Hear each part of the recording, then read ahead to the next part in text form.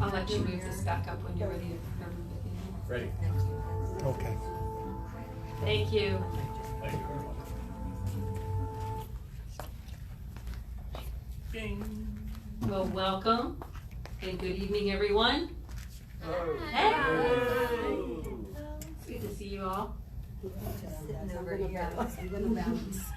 I'm gonna balance the room. Yay. The two of you here. I'm trying to and the hold it 20 down. of everybody else over Yeah, here. over there. No sneaking out the door. I will see you, by the way. Don't think I don't see you. Okay. We're going to begin by offering a prayer and setting an intention for this evening. If you'd care to join me or just share your energy, whatever's comfortable for you. Creator of the universe, source of all life, we thank you for this opportunity for us to be together. We ask that you give us ears that hear any messages, any lessons that are meant for our personal highest good, and help us to use them in a way that makes our life fuller and more meaningful and closer to you.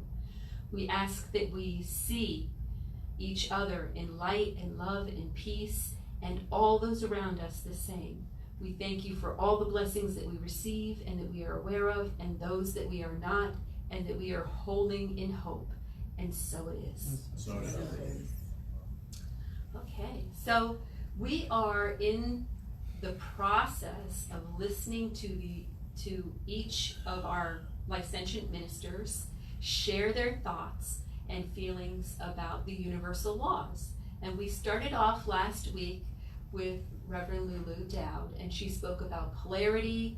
And what was the other thing that she spoke about? I can't even remember now. See how oneness. I'm getting old. And oneness, right? So polarity and oneness. And very interesting. And understand that when we have ministers speak from the platform, because of the kind of principles that we share in this space and in our ideology, some of those thoughts and feelings may not be your thoughts and feelings, and that's okay. We're just open and listening and appreciative of the opportunity to hear from a perspective of somebody other than ourselves how they feel about these universal laws. And so it was wonderful to hear how she felt about oneness and how she felt about polarity. And tonight we are going to hear Reverend Vicki Lynn, and she's going to share with us rhythm and vibration. So without further ado, everybody knows Reverend Vicki Lynn. So please, Reverend Vicki Lynn, if you care to join us at the platform.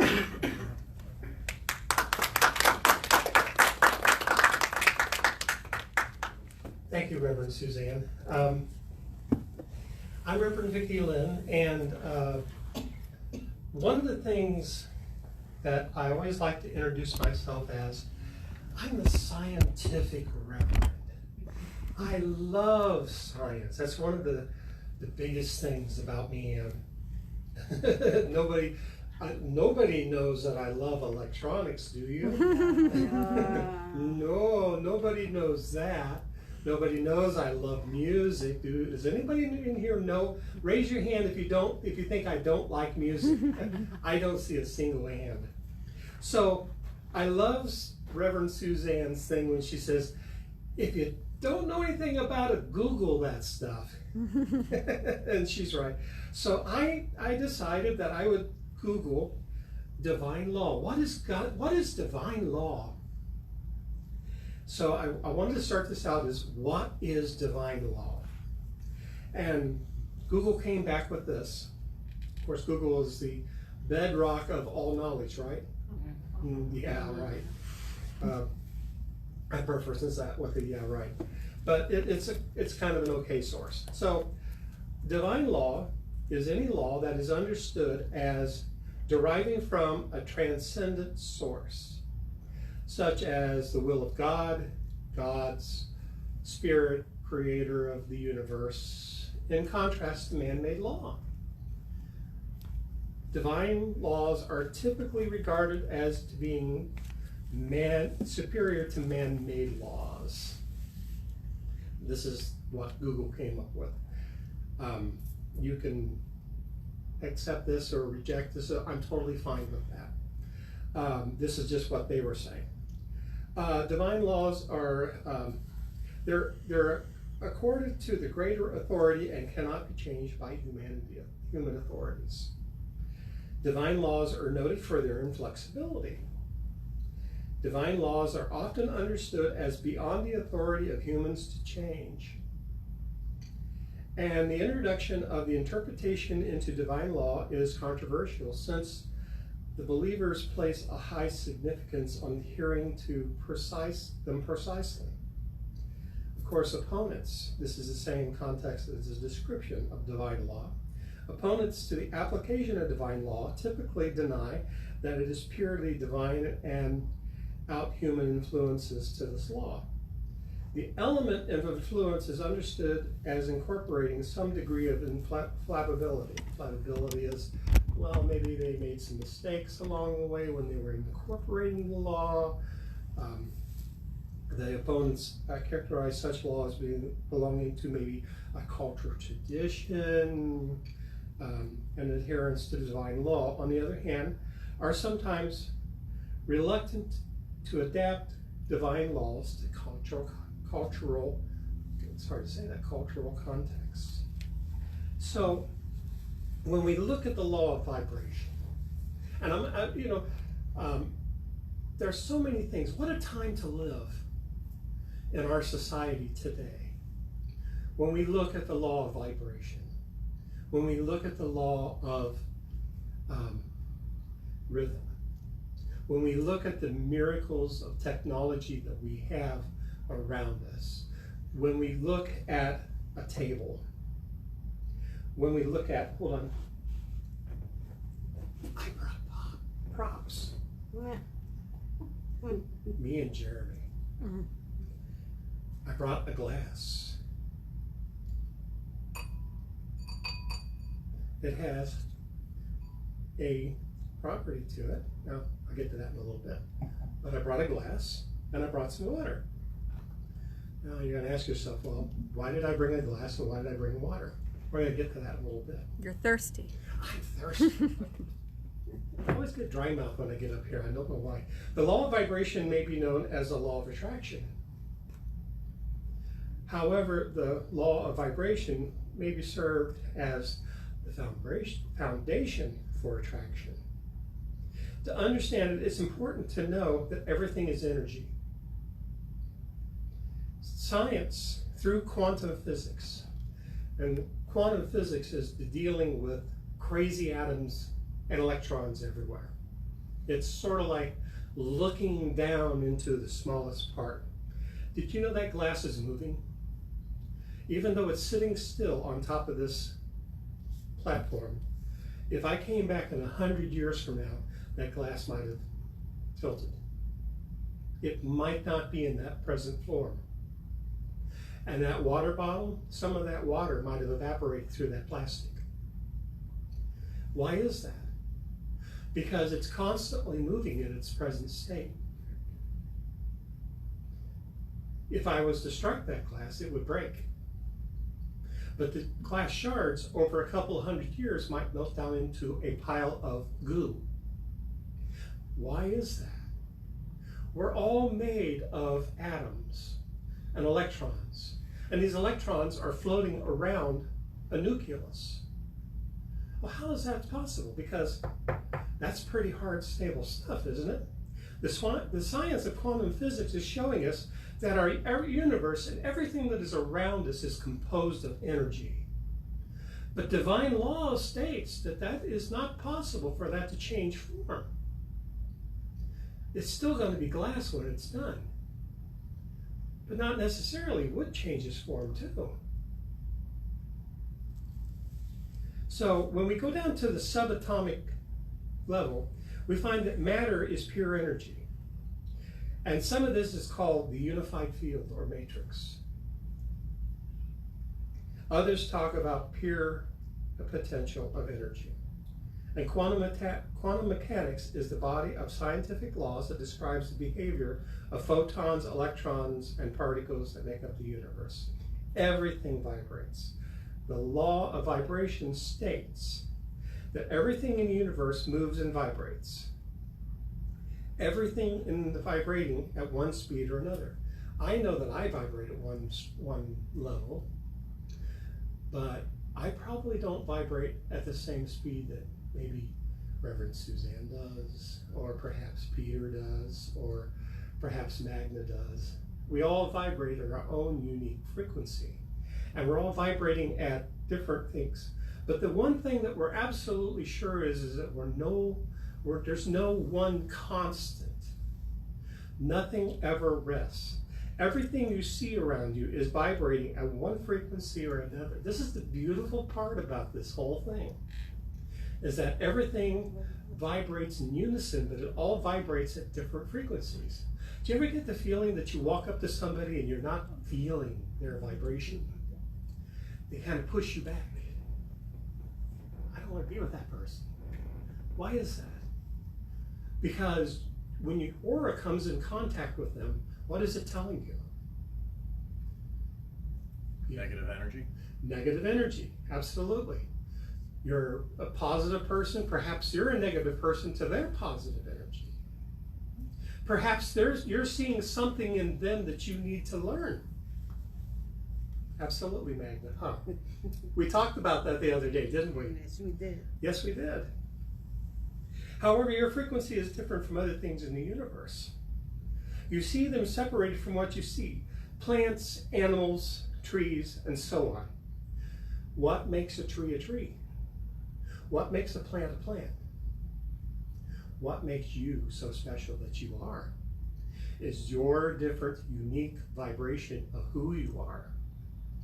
The truth is that you're not separated. The fact that you are living in an ocean of energy, and we're all in this ocean, but we're all connected at the lowest level. Now, this is according to a professor, John Hagelin, and he calls it the united field. We're all in this big, beautiful sea of energy, and we can all technically see each other in it. But yet, I have this podium here, and we can hear different energies too, like this bell that we have here. Oh, that's enough of that. I have that, and then I have that. So you can hear different vibrations at different frequencies. Isn't that a marvelous thing that we see? Everything has its own vibrational frequency. Of course, I just gave you an example of that. And that leads us back to how do you master your own life? Which I had recently, for some of you who have been here, and to some of you that have not been here, we had talked about one of the first things that you needed to bring into your life was bringing up your energy, eliminating the negative energy in your life. Bring up your vibration. A table may look solid, but there's millions and millions of electrons going in there. When I got into electronics, I was amazed about the electrons and how they flowed through a wire in an orderly fashion, and that represented current. And that the wire offered resistance, and that was a resistor. And that there was voltage pushing those electrons through that wire. Imagine imagine a hose, and you push the golf ball through that hose. That would be the electrons. And your finger pushing them golf balls through that hose is the voltage. Did you know to this day they still cannot tell you what the push is on that voltage? They can tell you what the physics of it is. They can tell you what the pressure is. They can even measure that voltage, but they still haven't seen voltage. But believing is seeing. The invention of the microscope. We can see those electrons.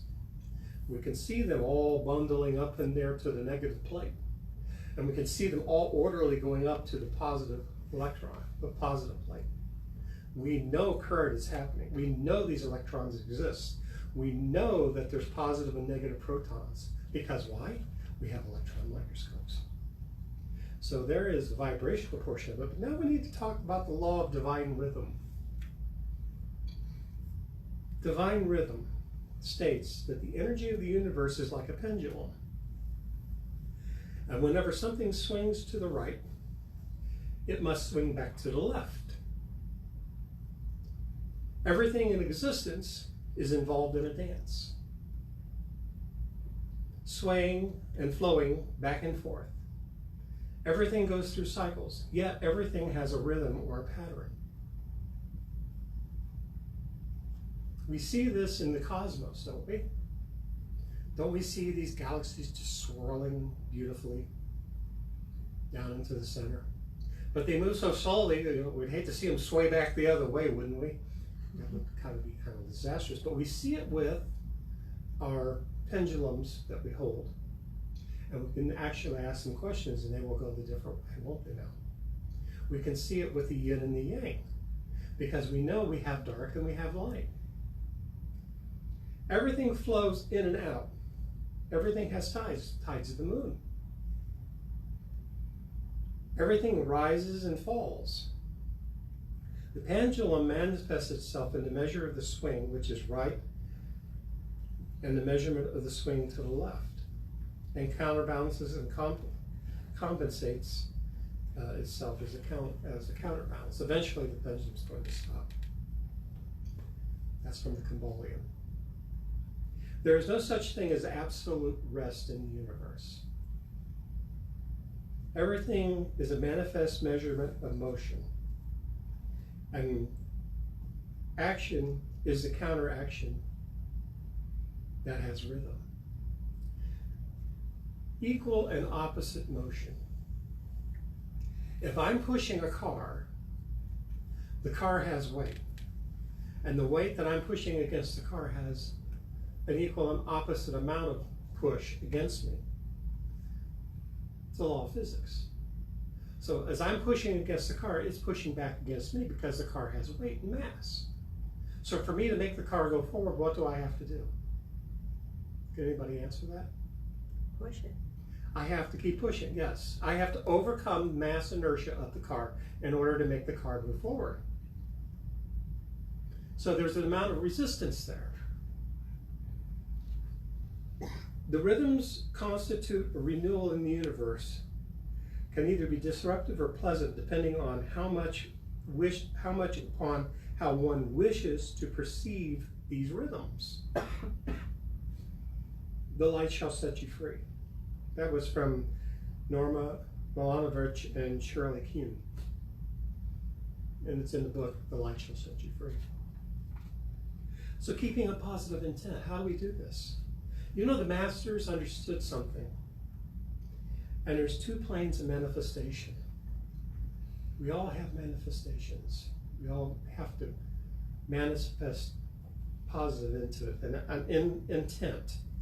And the masters, I think, really understood this when they were meditating, and they used the law of neutralization. They could escape the swing of the lower plane by raising to their higher plane. Because, as we know, when the pendulum swings to the positive direction, that feels really good. And we're excited, and we're happy, and everything's going great. But then all of a sudden, the pendulum's going to swing back to the negative side. And now everything's kind of going negative within our life. We're seeing things going wrong at the time. They were able to let those negative moods, those feelings of state, pass beneath them without carrying them along. They also held that for everything there is a high, there shall be a low, a negative precedent to a positive. Their lives will always be counterbalanced. So through several lives, they may have to have meditated and actually allowed that to happen. How do we do that? See, we're all in our spiritual growth here. We're all trying to counterbalance, so to speak, within our growth as within our growing here and becoming more spiritual. So how do we stay in that positive intent? How do we stay within that rhythm of going forward and going positive? Because we have negative things. You know, one of the things I wanted to talk about, Facebook is such a negative place for all of us. And we're seeing all this negative stuff going on. And I had a friend who said, "Oh my gosh, I'm seeing so much negativity." And no, this is not what Suzanne said the other week when she was talking about being disturbed. This was another friend, so I'm not picking on you ever, Suzanne. Please understand. That's fine. This was another person. And I thought about it, and I said, well, Facebook has a machine learning language, and it goes deep into your browser as well. And it took me a while to realize what was going on with it. That not only do they watch what you post in Facebook, what you identify with all the groups you're going with, but they also watch what you search in your browser on the side. So it's all kind of tied together between the cookies and stuff. They call them cookies because they're so sweet and you like to eat them. So the easiest way to change what you're seeing on Facebook and all this disturbing stuff is to start searching and looking for good things and happy things. The easiest way to change what you're seeing on Facebook is to find hobbies that you like. To find things. What I do is I start joining groups that appeal to me. Electronic sites. I started posting positive things. And I purposefully made a decision internally that I was going to start looking for positive things that I liked. And all of the people that were coming continuously up in my posts, I let them go. Because guess what? You don't have to keep the negative going within your life. You can allow negative to move on. You can allow the negative intent in your life to move on. You don't have to keep this. You don't have to keep that negativity going. So when we experience a negative cycle of feelings, mental state changes can come more to fear, anger, criticism, worry, and blame. When we allow positive things to happen with our lives, when we allow positive moves to come within our lives, and when we start searching for positive things in our lives, what happens? More positive things will happen in your life. Abundance will become what it is that will come to you. And I think I've had that happen. And it's amazing when it happens. So the key to mastering this law is using your strength to your will, to a positive outcome, to transmute the negative swings, to rise above and detach from them. That was really a powerful statement when I saw this online. Because I was looking through and doing some research. What am I going to talk about tonight? I have no idea. Rhythm and positive things, and what am I going to say at church? I have no idea. Please help me. Oh, come on. You got to give me an idea. There it was. I thought, that's kind of cool. I really liked enjoying that. So I'm going to leave that with you. And I hope in some way that rings true with what you guys are thinking. Oh, yeah. I really enjoyed that. And I pray for all positive things to come into your lives tonight. Thank you.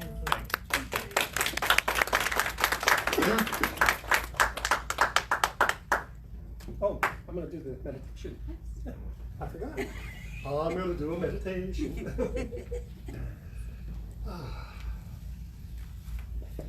So, if I can have everybody put their feet on the floor, get comfortable, and sit whatever makes you in your comfortable position.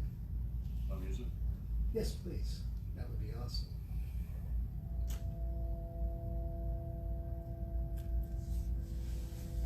Okay, we will close your eyes and breathe in through your mouth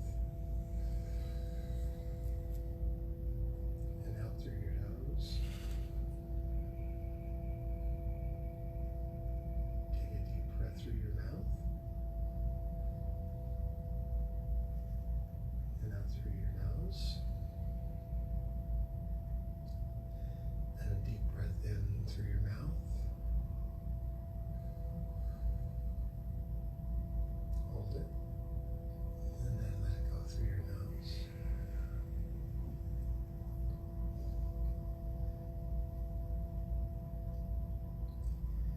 And then what I'd like you to do is to allow yourself to just sit and let yourself vibrate. Let your vibrations come.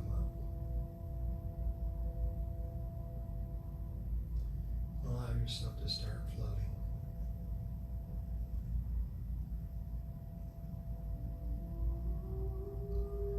And as you're vibrating,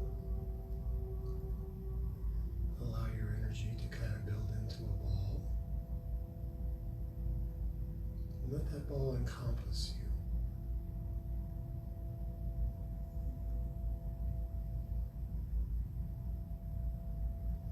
And as that ball is encompassing you, let the energy from the earth come up through your feet and into your sacral chakra. And allow that chakra to open into this beautiful carnation flower. And let it come up into your solar plexus chakra. Let that chakra open. Deep breath.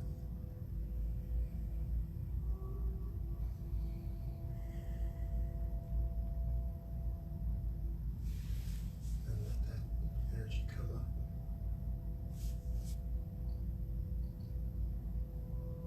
Into your abdomen. Open up that chakra.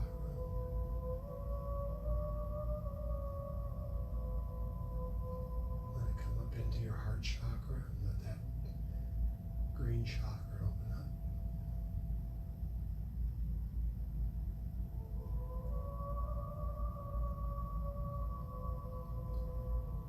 Let it come up into your throat chakra. Let your throat chakra open up.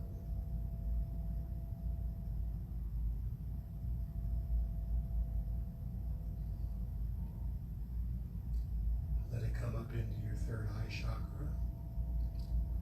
Allow that chakra to open up.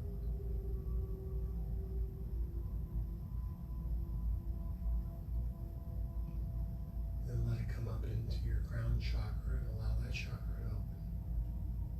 So all your chakras are open. And let that energy go up through the ceiling. Let it go past the ceiling and up into the sky. Let it go up, blast the clouds into space. Let it go on up into space, past the space shuttle, past all the space junk, past the space station. We're just going to keep going. Let it go past the moon. We're heading out into space, guys. Let it head into the sun.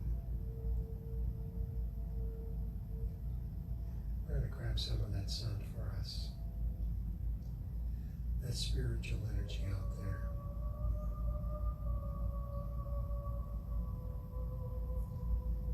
Feel the warmth of the sun. The vibration of the sun and all the planets around us.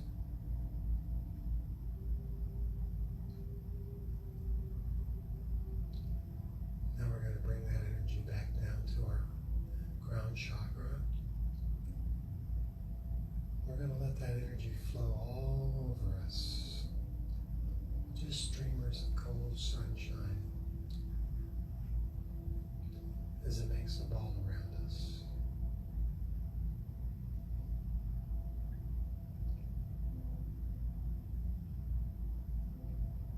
And just feel its healing energy, its healing properties all around us, as we call in our angels, as we call in our spirit guides. We call in all the good spirits that are here to help us.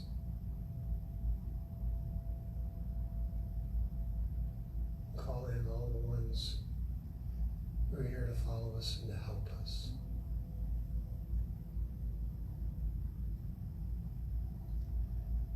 You feel the energy and the vibration of all of this that's coming in for us.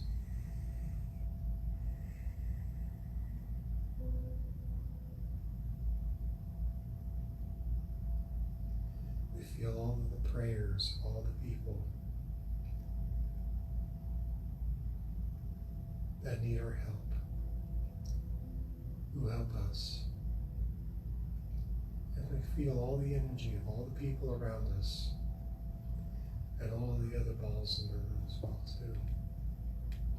Because we're all as one living spirit. That we're all connected together, we're all soulmates in one group. Feel the magnificence of the energy of our planet and our energy of ourselves. Feel the grandness of this wonderful spiritual of energy that we're all a part of. And all of the energies that are flying around us, and all of the energies of all of the spiritual angels, and how truly connected we are, and how we are here to help each other, to love each other.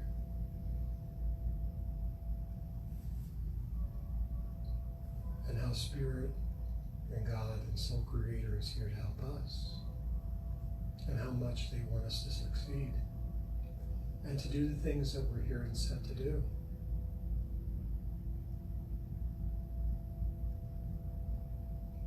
To bask in His sunshine, this life of plenty, this life of wonderfulness that we're here to experience.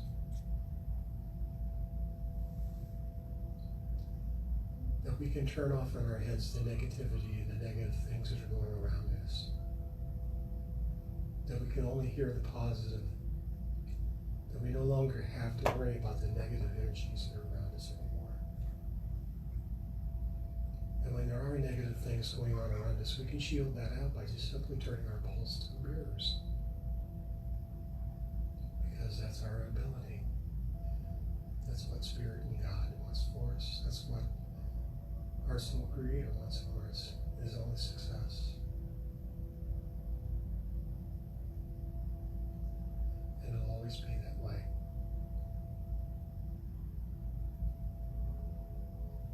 So now, take a deep breath.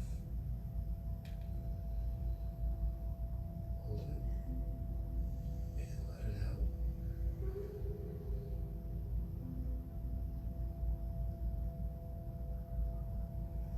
Another deep breath. Let it out. And we're going to leave all this turned on. We're not going to shut it off, because we're going to let it stay on for the rest of our lives. Because we're truly enlightened beings. That this will always be here for us to come into and to access anytime we need it. And so it is. So when you come back, when you feel ready to come back to this, just come back when you're ready. Come back and you're going to feel your hands and your legs and your arms, and breathe normally.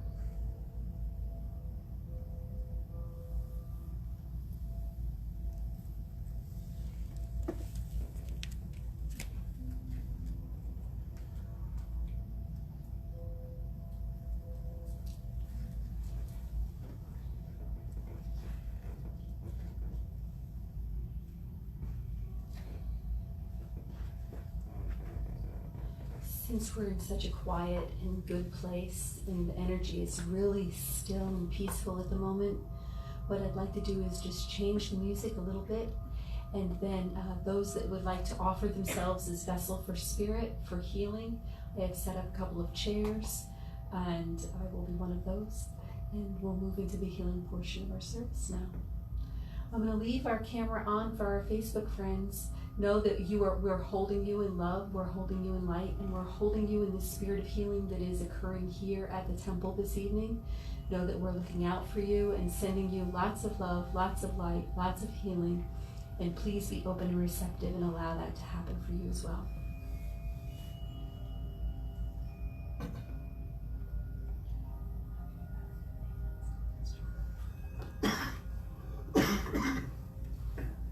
please make sure your phones are turned to vibrate and that you keep your voices down.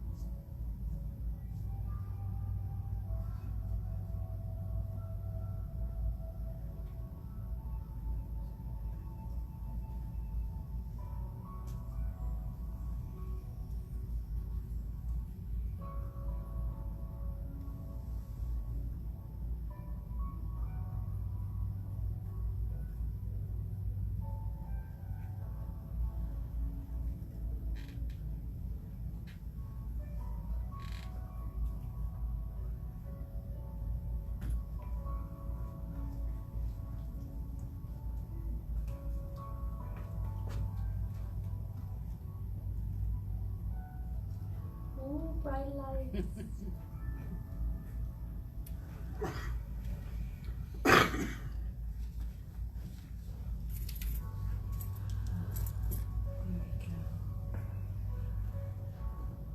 So we're going to say a prayer for those that are not here. And there's many of our friends are not here tonight. So I say this a lot, but you know, it would be nice if you reach out to each other and check on each other and see how everybody's doing. I know some of you do. And then feedback to me, which is awesome. I say this only because although I do reach out to some of you, I notice that when I do it too often, you avoid my calls. It's not that I'm calling to say, how come you weren't at church? I'm calling because I'm concerned for you and want to know you're okay. And if you need anything, that we can extend ourselves. So, but I also notice that probably if you call, they'll answer the phone. So, you know, check on each other, love each other. That's part of our fellowship, part of our community. It's such a beautiful and important part of fellowship. I wanted to mention too, thank you so much, Vicki Lynn, for your beautiful talk. I so often listen to someone talk, and I try so desperately, because I'm a simple person, to break things down so that I understand them in a way visually, so that they stick with me in my mind, so that I can retrieve that information easily through the illustration that I've set for myself. And I was thinking, how could I do that? How could I illustrate that in a simple way? And I thought, you know, the pendulum is a beautiful thing, and the bell is as well. So if you can imagine a ball bearing on a string, like a pendulum, and then someone strikes the ball bearing, and it starts to hum, and it moves within the scope of its rhythm, back and forth, and it still is humming, because it's still vibrating, right? We're like that. We are moving, ebbing and flowing, back and forth, and we're vibrating all along the continuum of that space, all the way to the left and all the way to the right, vibrating the whole entire time. So how can we do that and find some constancy, some continuity in that? It's simple, by cultivating the mind of the observer, right? And not allowing the too far left or the too far right to affect the vibration that we're in. We stay in a constant vibration that is calm and serene and harmonious with our motion, with our ebb and our flow. That doesn't mean to say that we don't vibrate up and down. We do, but wouldn't it be great if we were just constant in our vibration, calm and peaceful in our vibration? That's what balance is all about. So we're learning so much more in the way that the universe shows us that this is the way to be full and happy and bring yourself peace in your life. So thank you for that. I really appreciate that very much.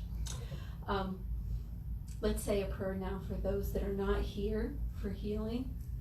Creator of the universe, source of all life, we ask for a healing to take place for those that are not here in our space this evening, but in our mental space, in our vibration, in our energy. We send out all of our love and our prayers to you, knowing that nothing can hold you back from that which is your spiritual path, which is your soul's journey. And we ask, Spirit, that Spirit be helpful to you and comfort you, give you the challenges that you need to overcome, easily overcome, to be your best and most authentic self. Whole and healed is the intended condition of all creation. And we vibrate with that truth, and we hold it in line with ourselves. We claim it for ourselves, releasing anything that does not serve our best and highest good. And so it is. Oh, will you be our usher? That's lovely. Thank you.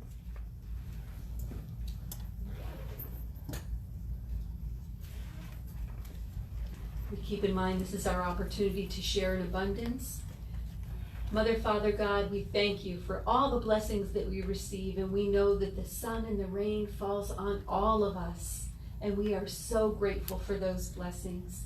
And yet we open ourselves up to anything that you intend for us that will serve our best and highest good and help us along our journey to be our best selves. We open this space for blessings that are intended for us, and we are grateful for them now, forever, and always. And so it is.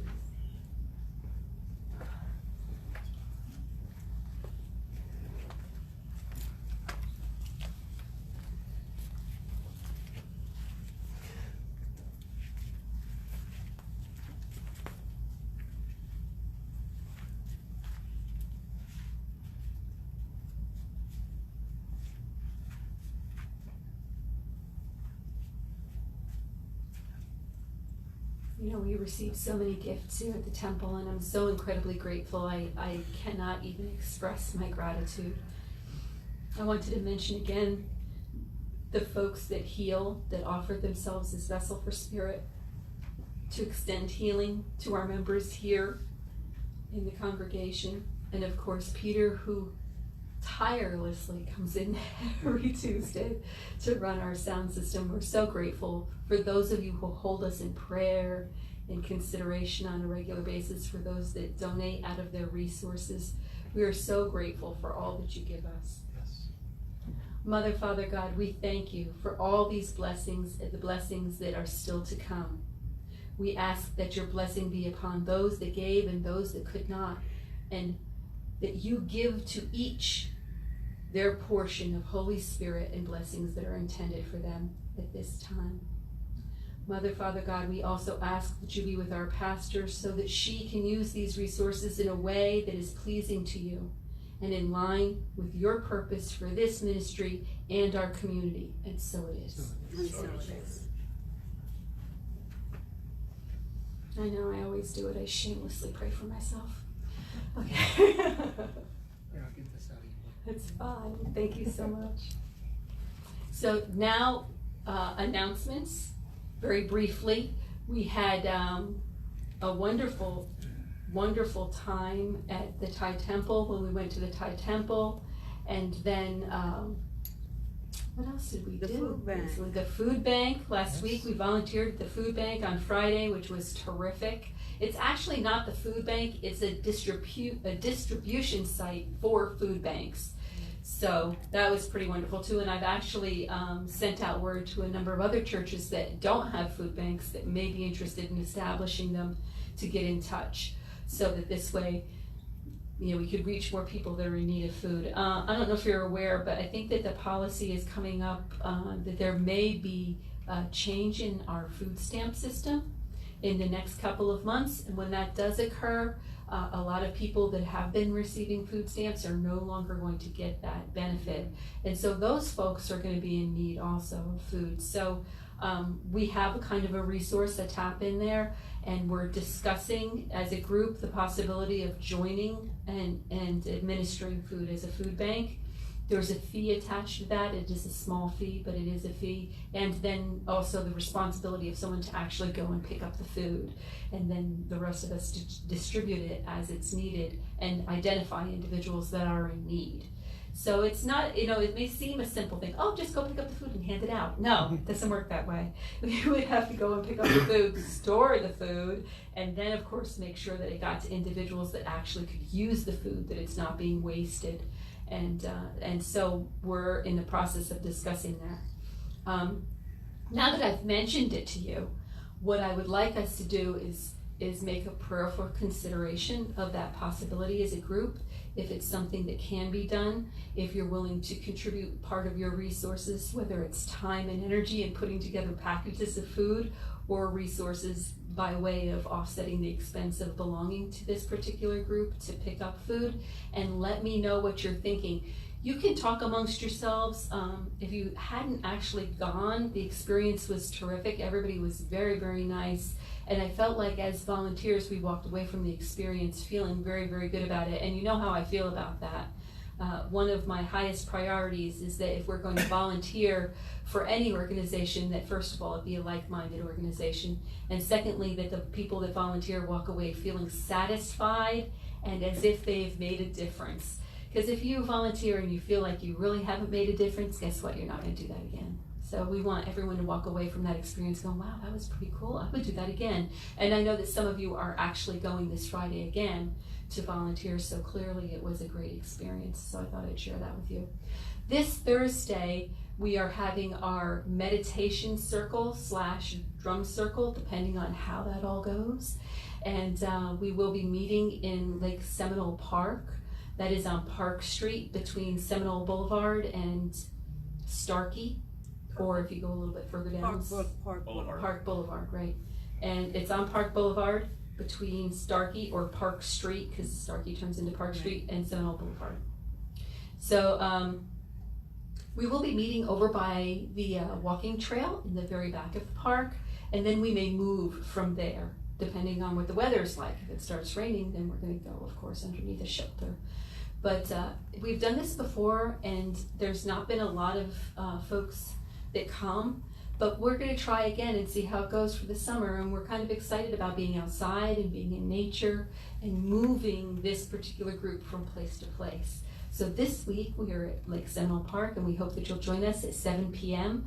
We should be there for about an hour and a half, depending on conversation after the fact. So if you'd like to bring a drum, that's awesome. I will bring a drum, so that'll be fun too. And we will be doing a meditation as well. So I leave that with you and hope to see you on Thursday.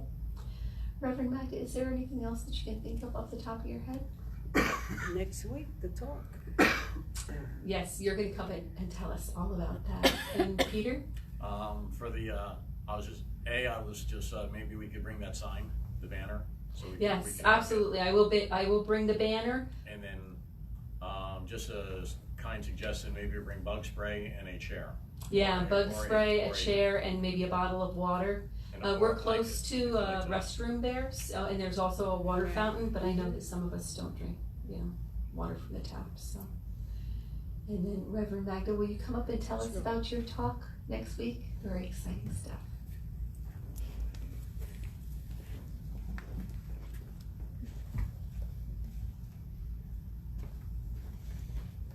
Hello there.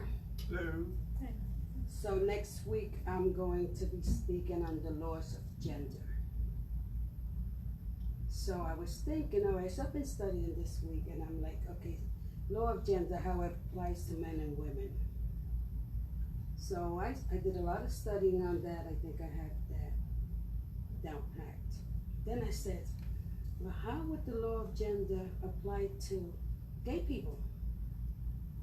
A transgender man, a transgender woman, does it apply in the same way?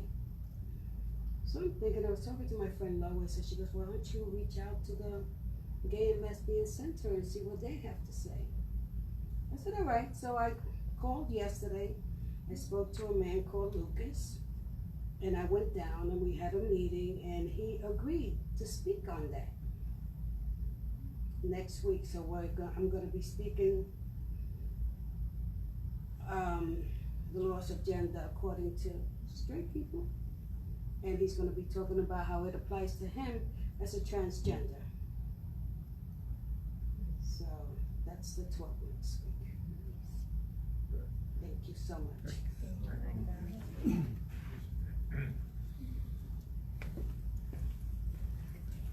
So this is a heads up. I'm expecting you all to be on your best behavior, since we will have a guest speaker. We want to make them feel welcome. No cursing, no cursing. Of course. No pressure, no pressure. Yeah, oh, definitely, for sure.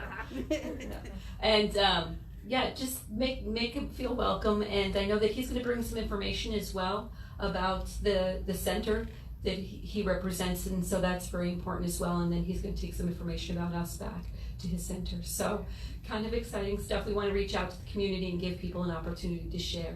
That's very important. So we thank you for that. Thank you, Reverend Magda. So at this point, we are going to start our message service. So Reverend Vicki Lynn, would you please turn my phone off, and we're going to say goodbye to you on our Facebook. Goodbye, Facebook. Bye, Facebook.